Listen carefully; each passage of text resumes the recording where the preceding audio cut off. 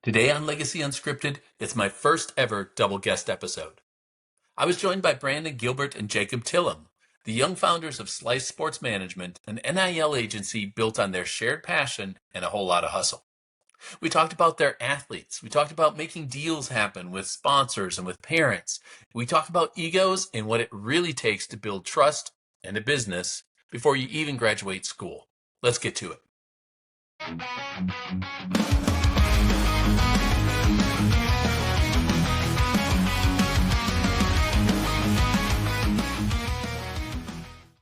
Welcome to Legacy Unscripted, where sports and business collide.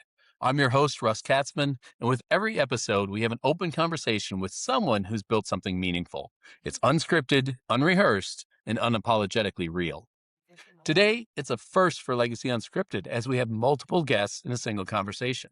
So those of you listening on audio, good luck following the chatter. This is going to be fun. I'm happy to welcome Brandon Gilbert and Jacob Tilem, co-founders of Slice Sports Management. Guys, thanks for jumping on. Thank you. Of course. Thanks for having us. So this all started when you guys were collegiates in Syracuse, right? I mean, it started back in college. What made you decide to partner together and start Slice?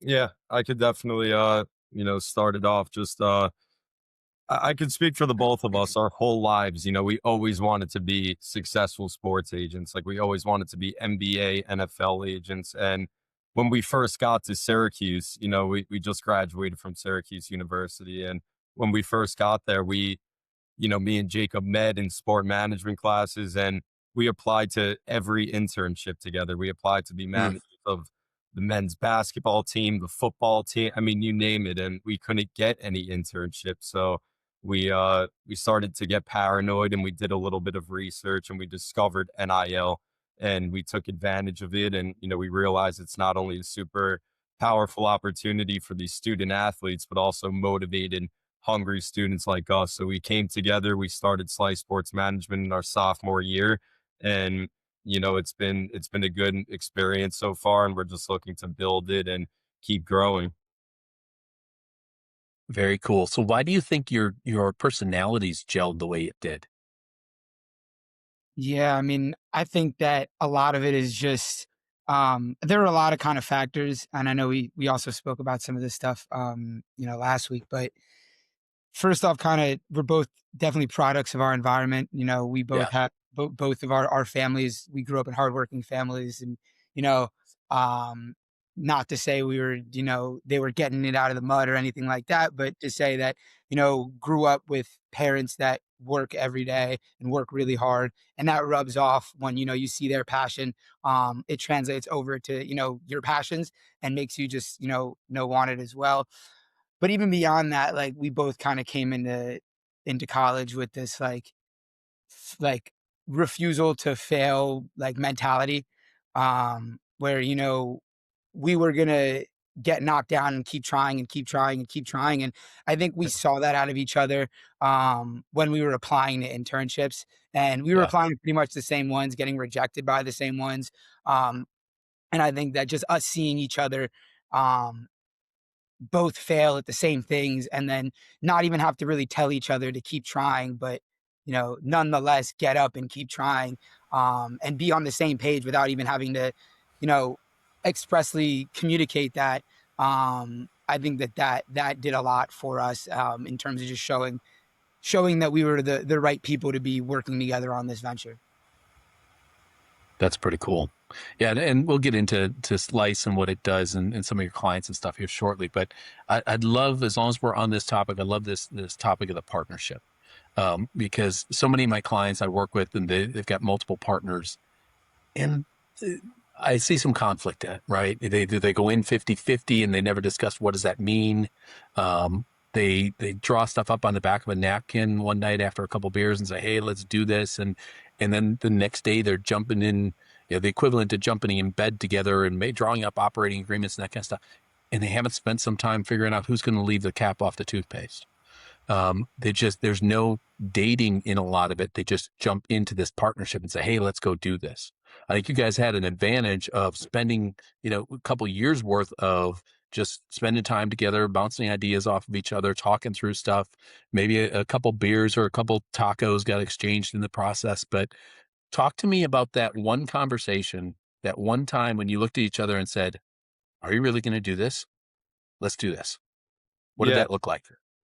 that's a great question. I mean, I think it really goes back to the story I would love to tell is really the first time we had a working relationship was we were both in the same sport management class together in our sophomore year. And it was day one, the teacher comes in and he's like, listen, there's this project that we're going to work on the entire semester. And the winner, kind of gets this LinkedIn post and you get a small little trophy. But when you're in Yeah. this sport management program, you want to win that award, or at least I did, Oh, I like I bet. was like, what's the point of the class? And um, I was sitting next to Jacob, and I remember looking at him, and I was just like, I guarantee we win. Like, I don't care who's in our group. Like, if me and you work together, I guarantee we're gonna win this. And obviously, we had a great group. Like, I wouldn't say it was us carrying the boat there, but just the confidence. I remember Jacob looking at me, and he was like, "Yeah, like we are gonna win," and we ended up winning. And I just think from there on out, I think that was the moment, I think just from there on out, it was, we were kind of in it together. Like we always, I remember shooting Jacob a text like right before our spring break trip. And I was just like, I want to start this. Like, I think this is the only way if I want to work in sports, this is like the Yeah. only way to actually do it. And I think it's a great opportunity. And he didn't hesitate. He was like, of course. And then from there, we went on a spring break trip together and we were kind of just like hanging out, drinking beers, doing whatever and kind of forming this plan of what Slice is gonna be and just our goals. And we were totally aligned. So I guess to answer your question directly, I think the moment was a couple months before we even start. I think it was that moment in class before we even had the idea of starting something, if that makes sense. That's pretty cool. So, Jacob, I'll ask you this one first. Hmm. What is it about Brandon that he brings to the table that you don't have yourself? Um, it's a good question.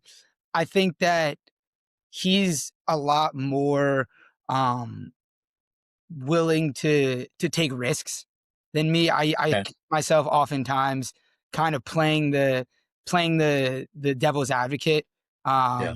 where I feel like he's more pro taking risks and I'm more risk averse. And I think we balance each other out well because I think that that's needed in a working relationship where you need someone who's gonna, you know, not be, against taking the risk, but want Yeah. to talk it through, and then someone else who's really kind of like, let's just do it. Um, I think that balances us out perfectly. But yeah, I mean, like I'm always pro taking risks, but I'm more analytical, and I like Yeah. again, like I like to play the devil's advocate. Um, and we catch ourselves having like I wouldn't even use like argument as the word because that's not what we do. It's just it's discourse, um, Yeah. talking through pros and cons of things. And I catch myself on one side, and Brandon usually catches himself on the other side. And um, but it definitely helps us kind of again like equalize each other and talk things through and filter through some of the BS and some of the real stuff that like we need to get done. Got it. I love it. Brandon, what about you? If you were to switch around, is it the same thing or is there something else that Jacob brings to the table that pops in your head? Yeah, I mean, he's much more patient than me. I think a lot of people are much more patient than me. I mean, I definitely, um, uh, yeah. I mean, I just, no, I give Jacob a lot of credit. On the spot, that's definitely a difficult question, but I think he hit a lot of right points. I think we mesh really well. Um, and yeah, we have a great partnership. And again, I think a lot of it is like rooted in friendship and actually having the same goals. It's like we both want the exact same thing, which makes it Yeah.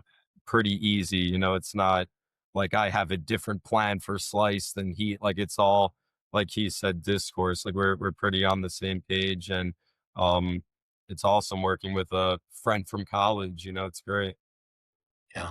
Well, and I like the the word I think you both threw out at one point, which was that balance. And I think so often in partnerships, I see people try to find a mirror image of themselves because they think that, oh, this person's going to be just like me. We think the same. You get along really well because you're basically talking to yourself, and then they get in the middle of business and they find if you were to draw a Venn diagram, they're both almost in the same identical circle. And there's so much of the business that they're not covering because they just don't have enough differentiation between the two.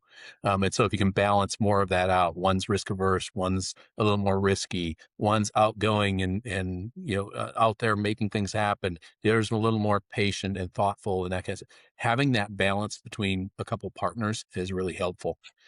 So I love to see that. So talk to me a bit about the business. Slice, obviously, a sports agency. Who do you specialize in? Give me the 20-second elevator pitch. Yeah, I guess I could do it, but right now, at the moment, Slices, we call ourselves a full service NIL agency.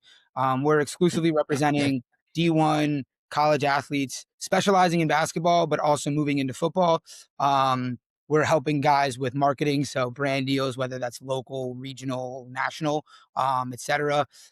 We're helping them with off-season work, so whatever that looks like, whether that's renegotiating or renewing a deal with the school year over year, or getting a guy in the transfer portal where we have connections on the basketball side with over 200 programs, I believe, at this point. On the football side, with a number of programs, and that list is going to continue to grow. And then even beyond that, we're connected with financial advisors. We're just starting to connect with tax advisors. We're Nice. connected with attorneys all across the country to help us out on the legal side of things.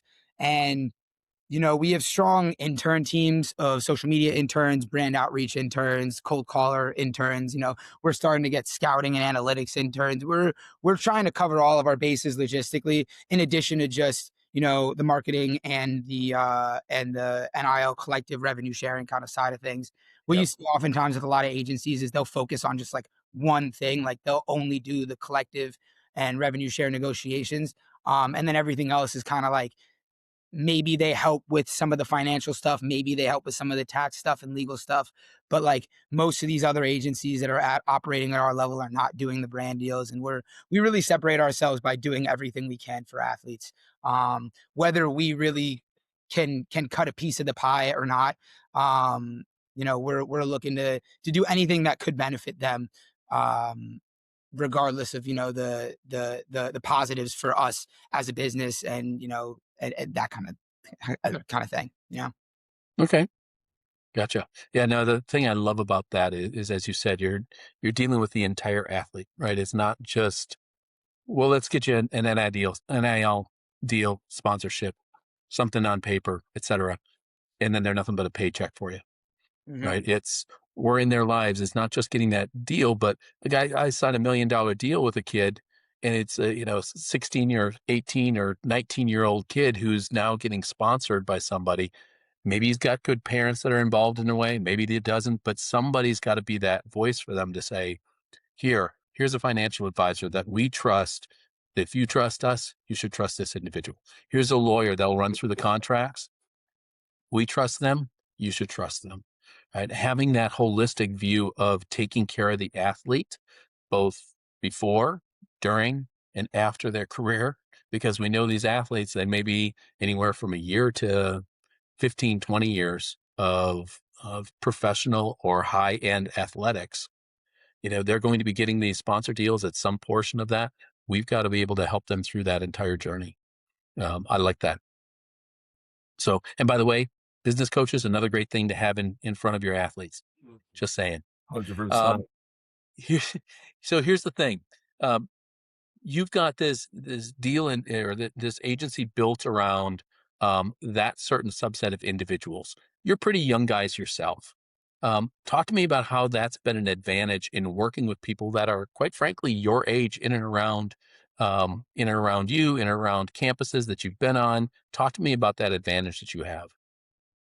Yeah, there's a lot of disadvantages, but there also are a lot of advantages. The biggest advantage is that like we're not complacent. I'm not that 50-year-old sports agent with the wife and the 3 kids and the Yeah. Lamborghini and the yacht. I want to get there, but in order for me to get there, I have to, grind my ass off for you. Like that's kind of Yeah. where we're at.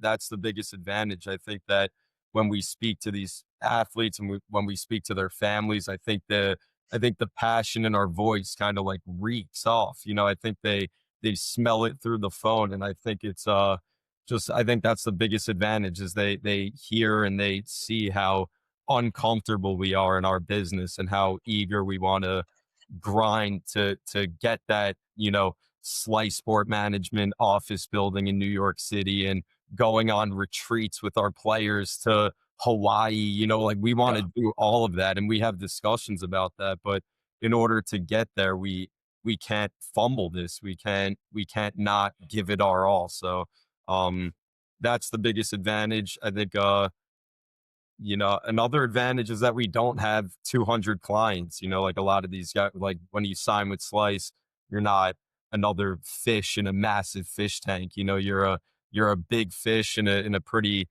small fish tank. So I think those are the two advantages that come to mind. Of course, there's a ton of disadvantages, but Jacob, if you want to add anything to that, those are my thoughts. I think just to rebound on kind of Brandon's last point, it really, I think it helps play into the pitch a lot. Some people, so we find often that some athletes and their families, they really resonate with this and some don't as much. But working with Slice kind of presents the opportunity to grow with us. Right, the same way these guys want to be pro athletes is the same way we want to be agents for pro athletes, and we see Hmm. L as a pipeline. You know, for us to work with athletes from day one, obviously, there is already kind of an institutional pipeline in sports of grassroots to college to pro, and now NIL poses the opportunity for you know people like us to who are young and within similar age brackets to these athletes to be with them from late grassroots to college to pro. So I think Right. that another kind of big thing that we like to work into our pitch, that a lot of people resonate with. But like Brandon said, there are a lot of disadvantages. A lot of people, they're more hesitant to trust us because we're young, because we're not as experienced. But I think our advantages kind of trump the disadvantages, where you hear the passion in our voice when we talk about Slice, when we pitch to our athletes. And you know I like to think that you would listen to us and think that we're people that you would want to work with. Yeah. No, and I think obviously we've got listeners and videos, people that are going to watch this video, and they'll pick up on that passion. They'll pick up on who you are as individuals and what you do for people. Um, I think I want to talk about that scalability a little bit, right? Because we just finished talking about the advantage of being, into the holistic life of these athletes, but that lends itself to a lack of scalability, right? How do we get that involved with everybody that we're working with? Um, what type of scale do you think you can take this to? How far and wide can you make this agency and still have that personability with everybody that you're working with? I'm sorry, you might want to just re-ask that question because the phone just rang in the middle of Oh, did it? No, yeah. I didn't hear I that. don't, I don't know if you I don't you know if the heard audio my. picked up, but it was it No, was it didn't pick it up. okay. I've got a call right in the middle of that too, and so I had to kill that. Um, so one of the things I really want to get to is this idea of scalability, because what you just finished talking about and we just finished conversing about was this holistic view of the athlete and their entire life. Talk to me about how big you think that can go. I mean, because it by nature, that type of personal attention isn't a scalable trait. So how big and how far and wide can you take this? How many athletes can you guys handle? How big do you want it to get? Yeah, I answered I started the first. I'll let you go, and Yeah. I'll Honestly, like, we don't have we like to live kind of day by day, play things by Yeah. ear.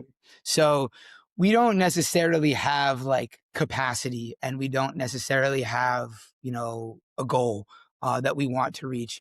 I think that, we're really good at feeling things out and feeling out our workload. And, as time goes on, obviously at the moment we're representing just over 30 D1 basketball guys, a handful of football guys, and then a handful of influencers as well. And I think we could obviously, get those numbers up Yeah. to, what degree, I don't know, but we also continue to add to our team as the needs increase. Like right now it's me and Brandon pretty much running the show, but we have other people that work, kind of part-time for Slice, and take it very seriously. We have a number of interns who kind of pick up the slack that, myself, Brandon, and our other kind of part-time people can't get to. But Right. you know, I think again, it's really just about playing it by ear, living day by day, and we cast a very wide net. We shoot a lot of shots. We want to work with as many athletes that almost pretty much as many athletes that would want to work with us, so long as it makes sense, and it's pretty easy for it to make sense on our end with where we're at right now.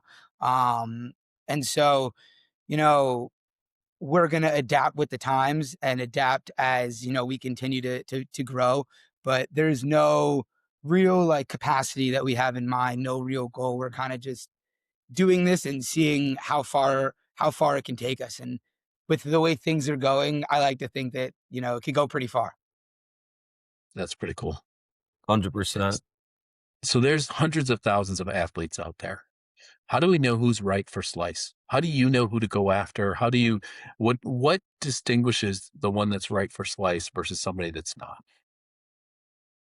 Yeah, that's a great question. When working with athletes, I mean, communication's the most important thing. Obviously, we need guys that are or girls, that are very responsive, and if you pick up, if we call them, they got to answer it right through the recruiting process. If I like a responsive athlete, obviously. When speaking to coaches, it's 50% basketball. The other 50% is they're like, we need a guy with character. So in my Yeah, mind, that's like, all right, I could have some of the best players in the world, but if they don't have a good GPA, if they're missing class, like I won't be able to grow my business and turn it into, that office building in New York City, or having Slice become my job, because I just won't be able to do these deals and these coaches won't respect us. So, um, I like to say, like, it's not rocket science. I mean, it's like dating, right? Like it needs to, yeah, it's like both sides. Like I also need to like the other person. It's not just like whoever says yes, we're accepting, if that makes sense. yeah. No, that's good. And I think you guys are in this relatively short period of time so far, right? You're still learning some of that. I always tell people if I'm going to work with them from a coaching standpoint, naturally they have to be coachable, but they also have to be passionate, right? Those are my two prerequisites, regardless of who it is. If you come to me with each of those and I can sense that you're not either one of those, then it's not going to work out. Um, from your standpoint, you guys are still developing what that looks like, and I love the fact that you're starting in from a place of passion and love.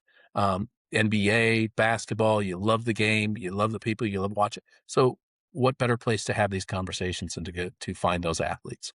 Um, all right. I do want to get into the NIL piece a little bit because, and I have conversations. I've had a couple guests on here about it. It's a different conversation every single time because it's changing so rapidly.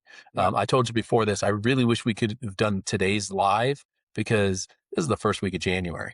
There's a hell of a lot of stuff going on right now. I mean, Washington just yesterday talked about, bringing lawsuit against the quarterback. I mean, who knows how that'll pan out by the time this goes live. There's all this stuff. Scott Van Pelt again last night called it, basically the wild, wild west, uncontrolled, unrestricted. Talk to me about what you guys see happening in the NIL space. Is it going to stay unregulated? Do we see legislation coming to this, and what would that do to your business? Yeah, I mean, I have a lot of different thoughts. I'm in law school, so I've been blessed to be Yeah. able to sit in and listen to some panels, and connect with some very interesting lawyers that have really cool insight and opinions. Um, Yeah.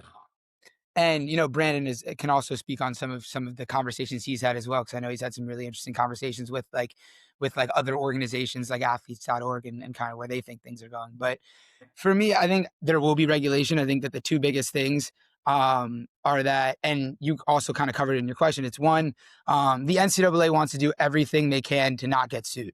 Yeah. And the issue with implementing regulations and rules in is that as soon as you make a rule, you're opening yourselves up to get sued for something. Yeah. Any type of rule at this point in NIL, because everything was allowed, and then you're just going to make a rule that's allowed that's Yeah. disallows certain things that slid. That opens you up to vulnerability to get sued and go to court.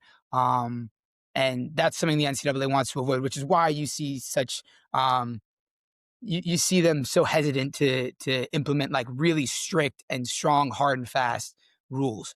Then the other end of things is that the schools are scared to sue the players, right? Like Yeah. I know the kind of Washington thing that's one of the first kind of instances of you hearing that the school is suing a player. I mean, these schools they take like they take they put these crazy kind of clauses in the fine print of these contracts, um, and then demand that the athlete, comply. And, if the athlete doesn't comply, it's kind of a 50-50 chance whether the school actually takes any action against it, because they know what they're doing is kind of like iffy and not Yeah. really like right. Like, for example, I hear a lot of stuff about we haven't had experience with this, but I hear a lot of stuff about guys, full teams that aren't represented signing NIL contracts for the year with their school through revenue sharing, where in the fine print it says if I athlete transfer, then I can forfeit, or I must forfeit, 50% of what I made this year and Yep. repay it back to the university. That's not something that's in any type of contract in any other, pro sport that you could, imagine, Yeah. because it's NIL and it's unregulated. These schools are getting by on it.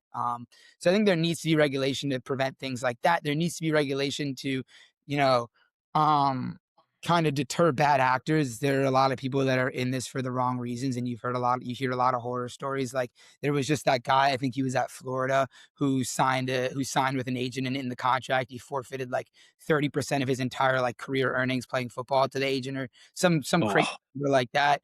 So you see a lot of that stuff, and you see it opens your eyes up to how badly this stuff needs to get regulated.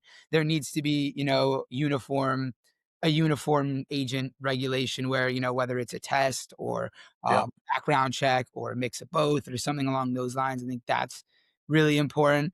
But then I also think it's important for, the schools to have guidelines and rules, for athletes to have guidelines and rules, stuff like the eligibility stuff that you're seeing with these G League guys. Like Yep. um, there need to be cutoffs. There need to be hard and fast, strict and very like clear rules.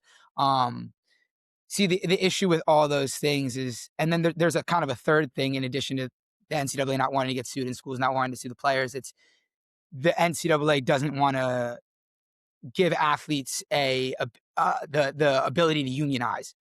They don't want them to become employees. They don't want them to unionize. Yeah. And the issue with putting in a lot of these rules regarding eligibility and potential like buyouts between, mid majors and high majors, that kind of stuff, what kind of provokes the necessity the NCAA to collectively bargain with, to an extent, with some of the pro leagues. If you're gonna, like a guy like James Najee has the Knicks, I believe, still own his rights. And I think they could call him back up to the NBA at any time they want or something crazy like that. But then on the other end, just collectively bargaining with the players, which opens up a whole different can of worms for them Yep. to unionize and them to become, employees of the university, which they kind of already are at this point. You just haven't put the label on there yet. Um, so there's a lot of stuff that needs to be regulated, but then there are a lot of things that the NCAA and the schools are really scared to do, hesitant to kind of, again, like open up those cans of worms. So, with that being said, I think it'll be a while before the NCAA can kind of either come to terms with, the Pandora's box they've already opened in NIL as a Yeah. whole, or find some way to circumvent, some of these fears that they have in these regulations. So I think that regulation is coming, but I don't think it's coming, you know, like tomorrow or in 6 months or even in a year, maybe. Like, I think it's a Yeah. couple years down the line, and I think it's going to be very, very slow, and very, very carefully implemented by the NCAA. I hope it is. Right. The Pandora's box opened pretty darn quick. Yeah. It's kind of hard to back off of that, to your point of taking everything that it's wide open and now closing it up is going to be more difficult. God, you said a bunch of stuff there. So, I think one of the things I've always said about it was, um, it, this idea of using them as employees or treating them as employees, right? I do see a path to unionization, right? I've always have. I mean, I think you'll see it athletes within a certain school, and then maybe athletes within a certain state or certain conference or something like that will kind of start to talk and start to pull themselves together. I mean, in a region of the country where they all grew up playing high school football together, they know who's got the NIL deals, they know who's there, they played the game together when they were younger. Now they're playing in college against each other, talking, texting, Discord or whatever they're doing, having a group where they all come into this and they say, you know what, screw this, right? We need some representation, and we've got our agents. Let's get our agents together in a room and let's find a way to unionize this thing so that we have some leverage against the schools. Let's change these contracts. I think, them not being classified as employees opens up something like we see with the Washington deal of, hey, you can't go over there. You signed a contract to be here. And yes, I mean, it's a bit of a special case. I think they're trying to make an example of it because he signed the contract one day and then he's pulling out of it the next day. I mean, but these are kids, right? What do we expect? When was the last time you asked a kid what he's going to do this week and he actually followed through and did everything that week that he was going to do? Much less, what are you going to do for the next 4 or 6 years, however long you've got eligibility for? I think that employee thing will ultimately be something that goes probably to a state Supreme Court, ultimately to the U.S. Supreme Court, and they will come down with some classification at some point to where, if the universities are, providing them money for this as a service, they will need to be considered a employee, and that these clauses in contract verge on covenants not to compete, and they will have to be treated similar to how we treat any other employee that we say, hey, if you go elsewhere, you owe us this kind of money back. Those things sometimes hold water, sometimes quite often don't. And so it'll be interesting to see how that develops. Yeah. I mean, just to also kind of rebound off that, I think that something very interesting that I've thought of and I've seen a lot. This isn't my original idea, so I won't take any credit for it. But Yeah. um, I've spoken to a number of people about this, some attorneys, and it's like not making the athletes reimburse their NIL money for the school, but kind of the pro soccer model, which I'm sure you've heard Okay. as well. Where, Yep. it's like a buyout, Yep. where the schools, there was a kid who went from I think it was Sam Houston to Indiana. And he got a good amount of money from Indiana. And he ended up donating like a good portion of the money he got back to Sam Houston, to their NIL collective, or to the school, to, with the intention of it being redistributed towards the players of the team. Um, and it brings an interesting point of like the athlete first, even if it's by their own choice, they shouldn't have to do that. A school like Indiana that has boosters that are giving millions of dollars a year should be able to, reimburse the at least match the max offer that a school like Sam Houston could have given him. Yep. And that money goes back into their athlete payroll. And I think that that's a really interesting route to go. But there are a lot of kind of just roadblocks that make people again scared to kind of take that first step in trying to implement a system like that. Yeah. Well, and I think it's interesting, and obviously I'm going to throw some stuff out there that's well popularized, but you guys, I'm sure, deal with many of these on smaller and larger scales and all that kind of stuff. But you take something like Nike's sponsorship with the University of Oregon, right? And that's widespread. People know about it. They know the relationship with Phil Knight and all that kind of stuff. You take somebody who signs with Nike and University of Oregon. That athlete maybe Adidas or Reebok or Under Armour, somebody comes to the table and says, hey, you know what? We want you to design some shoes with us, right? just because he was at the University of Oregon now. It's not when they're becoming pros. Now he's at the University of Oregon, who has a relationship with Nike. Do we have to worry about those types of things carrying over to other parts of our career? I think that there's a there's a fear of these colleges, which is probably well founded, of if we're going to invest in an athlete, if beyond just, hey, you came to our team and we're, it's easy to see the path to, okay, you came to our team, you said you were going to be here, we recruited a point guard to play, and you were going to be our starter for the next 3 years, and you just packed up and moved. Now we got to go recruit again, and you're putting us behind the eight ball. I understand all of that. But there's also the financial part of this of, okay, if we as a university are going to invest money, not just scholarship money, but booster money and sponsorship money and that kind of stuff in a player, what happens with that money if we can't recoup any of that? We've got a Bobby Bonilla situation, to take it to an extreme, to where we're paying a player for years after he's not with us anymore. Where do we draw the line between, yeah, you know what, they're out of our university, we don't have to pay them anymore, they owe us money for what they put us behind the eight ball with, versus, hey, it's just a kid being a kid who changes his mind and decides to go elsewhere? How do you as agents balance that conflict of, hey, we want to invest in this guy, but we've got to put provisions in the contract to protect ourselves? Yeah, I think it's always about protecting the kid. I mean, again, communication's everything. Like, I think when you're communicating with these coaches, when you're communicating with these athletes and their families, like that's the biggest thing for me. Yeah, I think that, and we can talk about the NIL stuff forever. And I know we only got about 10 minutes left, but we could talk about this forever. I think it's a great conversation. I think the fact that more people aren't talking about it, we need people talking about this. It's the only way we're going to get change in legislation. Everybody has an opinion. Nobody's taking that opinion, turning it into action, and saying, what can we do for these kids? I don't know if I don't know how many boards there are out there that are truly pushing that type of stuff forward, but we need somebody. Somebody needs to step up and say, we're going to lead the effort to take control of this. It's going to be slow. It's going to be an evolving situation, but we're going to do it. To your point, it doesn't seem like it should be the NCAA.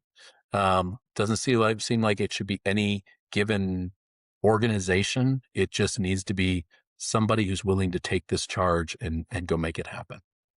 So talk to me about the business side of this again, the challenges. What are the things that keep you guys up at night? Brandon, you want to take this one? Um, Challenges in our business. I mean, it's a very oversaturated business. There's Yeah.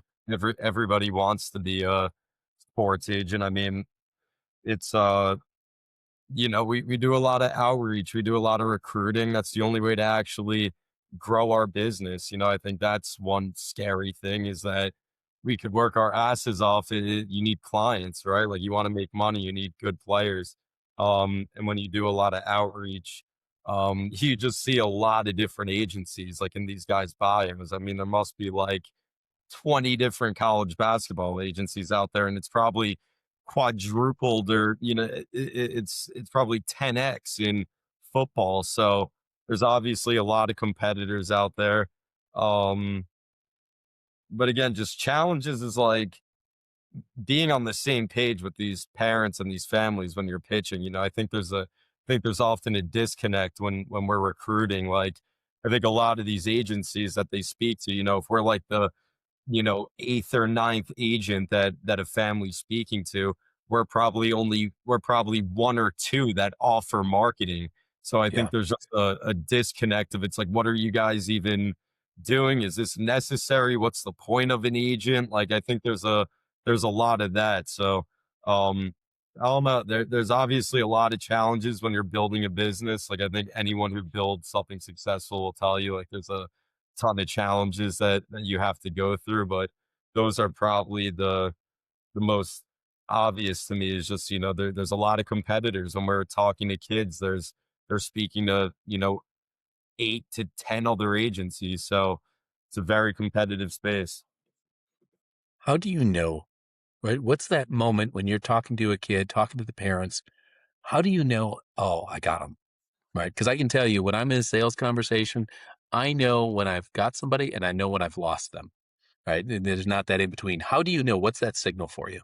100%. Just to jump in quickly. I mean, I think that I've had feelings where I've had that moment, and you Yeah. have that feeling, and it doesn't happen. I know exactly what you're talking about with that sales feeling of you got them, but um you have that feeling, and guys disappear, and then they come back 3 months later. It's definitely it's crazy. But Jacob, jump in. I'm Yeah, sure. I think in this business, I think very much so when you don't have someone. Um, Mhm. I think you never really know though when you do have someone. I think that you get that kind of gut feeling. Um, you get compliments, appreciation of it's not always the same thing, but it's a lot of like kind of stuff along the lines of like how an athlete or their parents will say how much they kind of respect what we do and what we stand for and how young we are and like the opportunity, the whole kind of resonating with the whole opportunity to grow with us, kind of part of our pitch. But you really do never know 100%. We like to go into every uh athlete's recruitment thinking, the worst, thinking that we're not going to get them. And then, Sure. we get super excited when we do get them. So for us, it's really like, you can know when you could tell when it's a no, but you can never really tell when it's a yes until That's that, interesting. so you get that DocuSign notification that the contract was finished being signed, Right. like, It's true. because Yeah, either way. I get that completely. I say the same thing, and I've coached other coaches and stuff before, and I tell them all the same thing, right?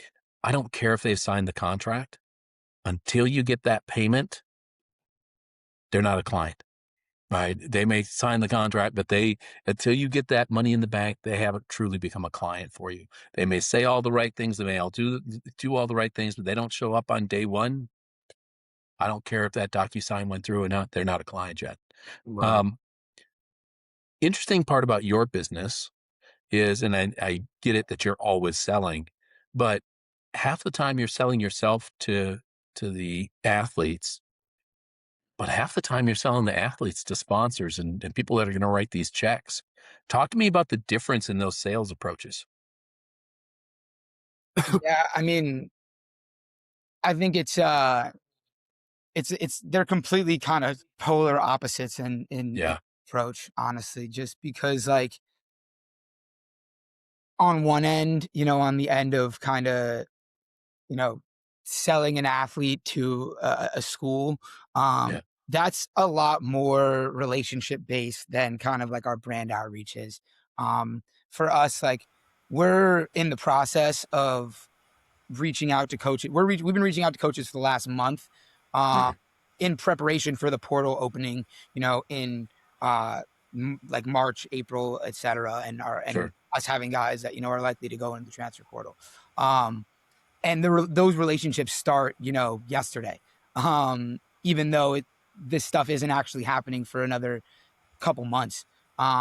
So that's a lot more relationship based, and you have to be a lot more available. It's a lot more, spur of the moment. Like I walked into the gym this morning, and the second I walked into the gym, I got a call from a coach, and those are calls that like you have to take because yeah. You don't put that to voicemail. you can text and say, "Hey, I'm at the gym. Can I call you back in an hour?" And they'll say, "Yeah," but then 90% of the time you call them back in an hour, you don't hear from them for 3 days, right? Yeah, you So, won't. so these guys are super, super busy, and so you take your chances when you can. The calls are a lot shorter. The calls are quick, 10, 15 minutes.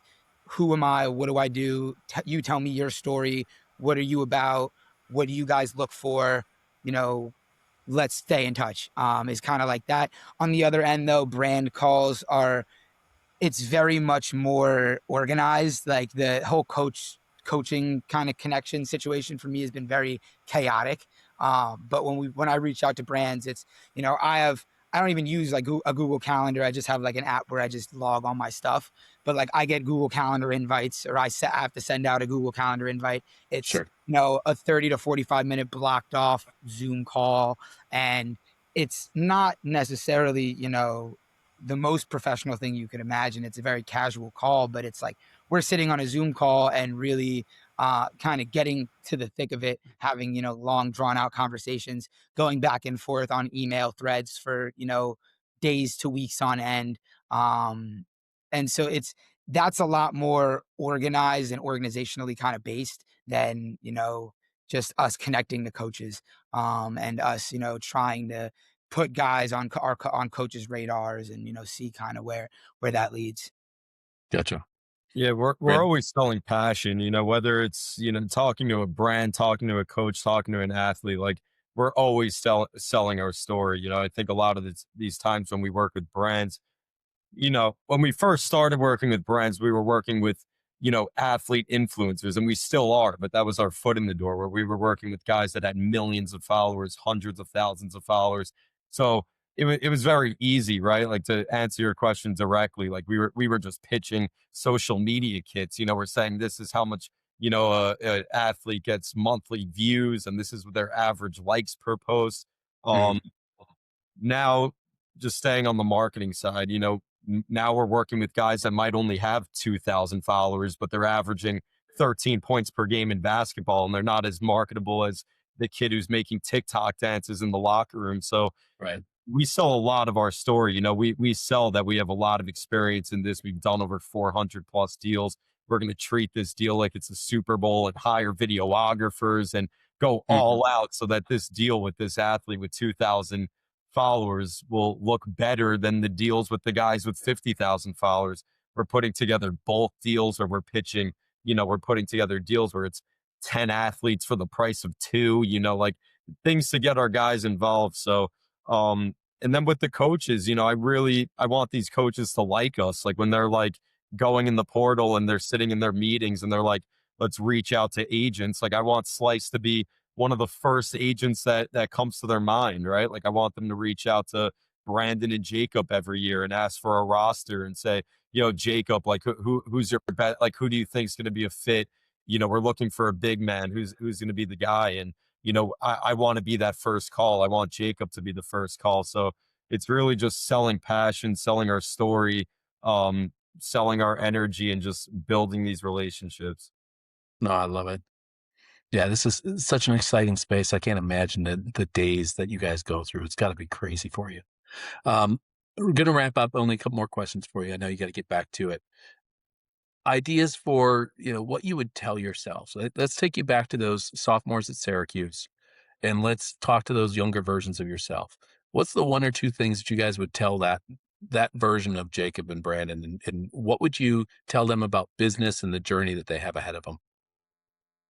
I wouldn't say anything. I would just say stay patient. Like, you got to be patient. Like, that's my biggest. I'm so not patient with it. Like, we work really hard. I try to be patient, but I would just tell the kid, like, stay patient. Yeah, Gotcha. the biggest thing for me, something that I've always that I said since we started pretty much, and that I still tell myself now, and I would I don't want to spoil anything. Yeah, I wouldn't want to spoil anything for myself, but what I like to say is that it's all already happened. Time just has to catch up. And from what I've Mm. seen, that's very true. With where we're at, like we're doing things that we knew we'd be doing, but from when we started, almost 3 years ago, we couldn't imagine having done it back then, right? So, Yeah, and I think that those feelings are only going to continue to come by, as we continue to do more work, more high level work, and as we continue to graduate, go to the big leagues, stay within the NIL space, and be able to do kind of everything. got it. No, I love that. I love that phrase. Branded patience. Um, Anything, guys, that I haven't asked that you want to throw out there for anybody? Any quick endorsements you want to throw out there? Anything that you want the world to know about? Um, for me personally, like, I would just like to say, like, we definitely have big goals, like really big goals. One of my biggest goals is, like, I want to work with my friends, like when we first started Slice, like Jacob and I, like, we started it out of our frat house and we moved into an apartment building with, like, 8 or 9 of our best friends living in it. And it's like Yeah. everybody was helping us. We were all sport management majors, and it just that moment is what I continue to chase, just at a higher level. You know, I'm an only child. Like, this is definitely built on wanting to work with my friends. Like, that's my ultimate goal, is like, I don't care, the money will be there. I just, like, me, Slice being successful is when we're like working together, like all of our friends, and you know, me and Jacob, and showing up to work and being like excited. So I think it was just like, Slice was definitely a passion project that was built on friendship and just wanting to work together. Honestly, like that's the only thing. That's pretty cool. Well, gentlemen, this has been a pleasure. Appreciate you jumping on. Most definitely. Thank Appreciate you for you. having us. So that's a wrap for this episode of Legacy Unscripted. If today's conversation sparks something in you, don't just let it sit. Take action today to build your future. Make sure to subscribe, leave us a review, and share this with someone who may need to hear it. And if you've got a story to share or you just want to connect, you know where to find me. Until next time, keep it real, keep it bold, and keep living your legacy. Okay. Yeah. Very Awesome. cool, guys. Let's stop the recording Sorry, now. I went kind of silent.